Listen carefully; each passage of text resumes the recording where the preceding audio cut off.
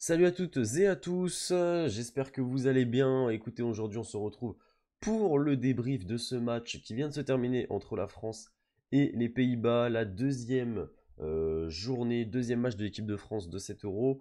Alors c'est vrai que ça fait longtemps que j'ai pas fait de débrief sur la chaîne. J'attendais cet Euro 2024 pour pouvoir vous en faire un. Donc voilà, en attendant la saison des Girondins, à savoir s'ils vont jouer en Ligue 2 ou pas.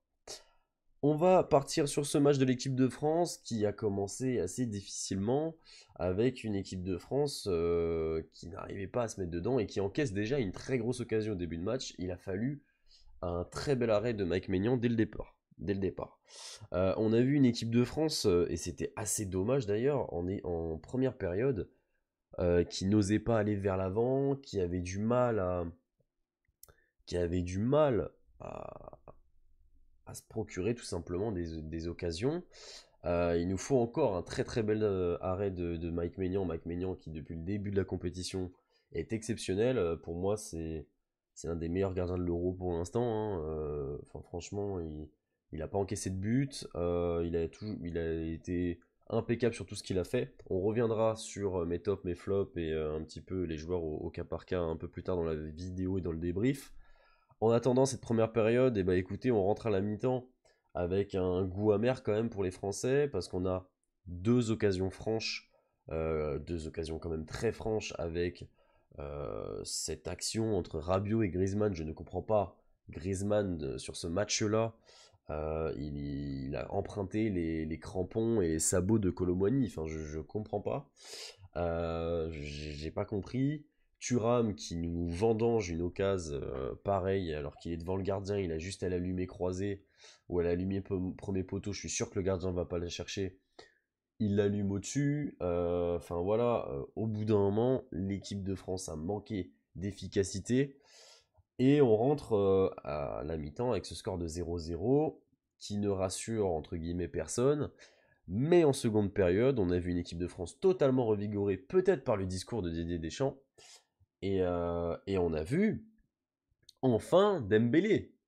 Dembélé qui, en première mi-temps, je sais pas ce qu'il faisait, il est allé à la buvette, les gars fantomatiques Dembélé première mi-temps, je sais pas si vous l'avez vu, moi je l'ai pas vu, et à chaque fois que je l'ai vu, c'était pour faire de la merde. Donc très clairement, Dembélé, gros flop ce soir. Et par contre, en deuxième mi-temps, ça a été un peu mieux, mais en général, ça a été mieux pour toute l'équipe. Et on n'arrive pas, malgré des occasions très très franches, à trouver le chemin des filets. Ce match se finit sur un 0-0 avec un but refusé pour hors-jeu pour les Pays-Bas. C'était assez litigieux.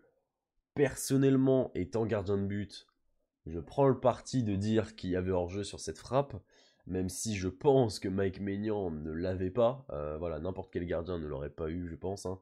Voilà, après, au-delà de ça, on a vu une équipe de France en seconde période qui était beaucoup plus appliquée, qui allait beaucoup plus vers l'avant, avec des milieux de terrain beaucoup plus entreprenants, avec un Kanté virevoltant, un Kanté qui a été encore une fois énormissime, Rabiot avec un énorme volume de jeu, et encore une fois cette équipe, même si j'ai eu un peu de mal avec cette compo de base de Deschamps, ça m'a fait un peu penser à cette Coupe du Monde 2018 où on a Matuidi à gauche, là c'était Rabiot.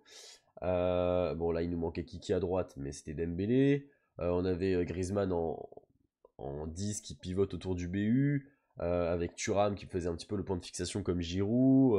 Voilà, milieu de terrain, on avait Tchouaméni qui me faisait un petit peu penser à Pogba, Kanté. Bon, voilà. On avait à peu près la même équipe dans les profils que à cette Coupe du Monde 2018. Mais encore une fois, on n'a pas trouvé le chemin des filets et c'est très regrettable. Encore une fois, dû à un manque d'efficacité, ça fait quand même deux matchs que l'équipe de France ne marque pas. Même si le premier match, bon, on gagne 1-0, mais c'est un but contre son camp. On n'a pas de buteur pour l'instant dans cet euro. On a 4 points dans ce groupe. On y reviendra après sur les possibilités de qualification. On va partir maintenant sur les tops et les flops un petit peu de, de ces joueurs de l'équipe de France. J'ai rien à dire par rapport aux joueurs des Pays-Bas, hein, qui ont tout simplement joué le match nul et ils se devaient de jouer ce match nul. Pourquoi? Parce que chaque point est bon à prendre pour eux, sachant que l'Autriche a gagné contre la Pologne et qu'ils sont juste derrière. Donc voilà, la Pologne a joué le match qu'ils voulaient jouer avec. Ils ont eu leur occasion qui finalement a fini en jeu, mais si elle est au fond, bah ça change tout. Et là, bah, les Pays-Bas ont failli faire ce qu'on appelle un hold-up parce que les Français n'ont pas réussi à concrétiser leurs actions.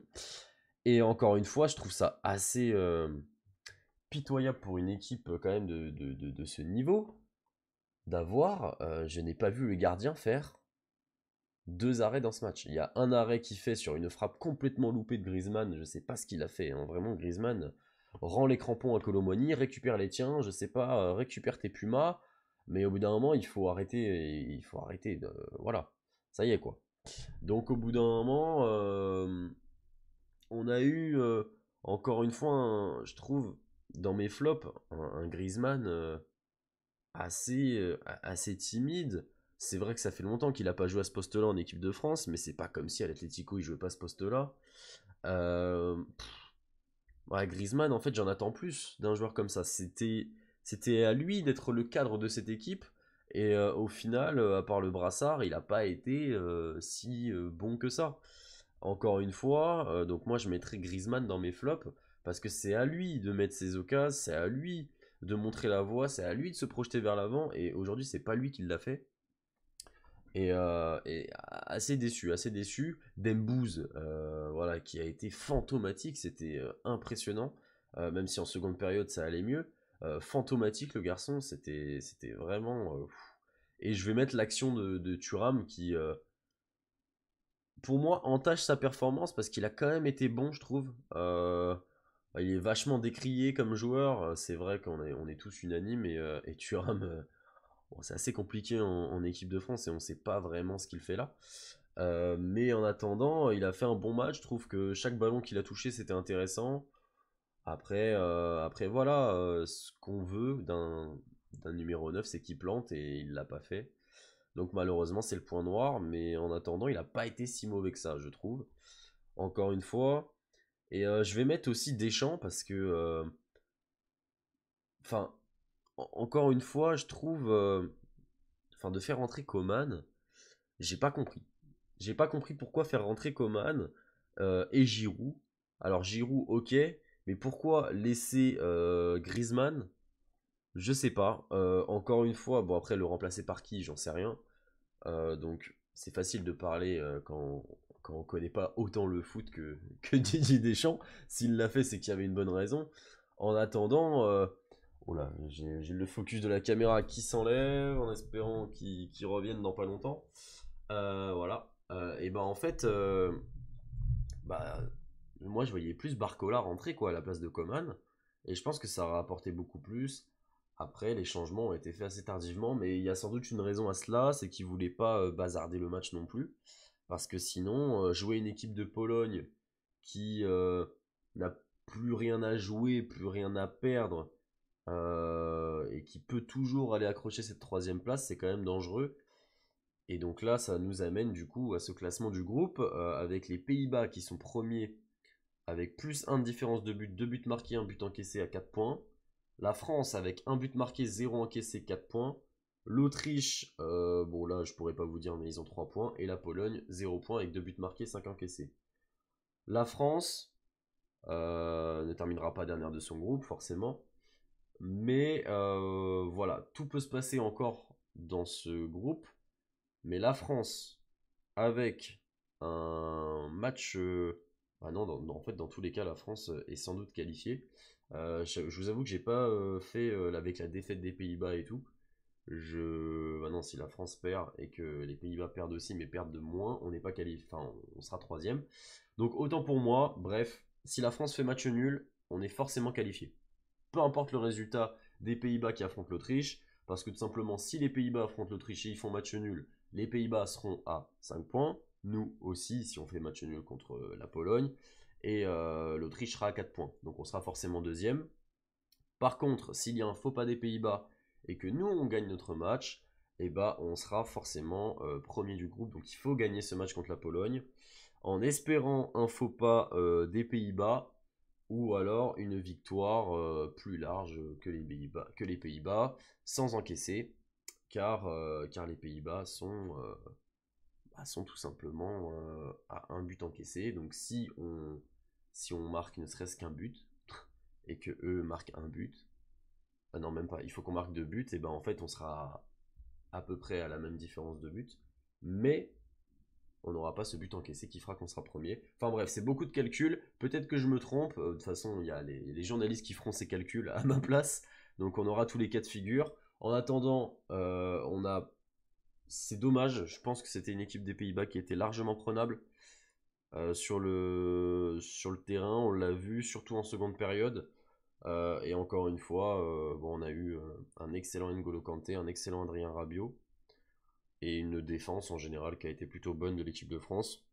Et encore une fois, je tiens à souligner quand même le bon match de Jules Koundé, qui a fait un bon match pour une fois. Voilà les gars, n'hésitez pas à me dire en commentaire ce que vous en pensez. Est-ce que vous pensez qu'on va terminer premier de ce groupe, deuxième, troisième? Dites-moi en commentaire. N'hésitez pas à liker pour le retour, à donner de la force. Et puis voilà les gars. Bon en tout cas, c'était tout pour moi. C'était Enzo et je vous dis à très bientôt. Salut.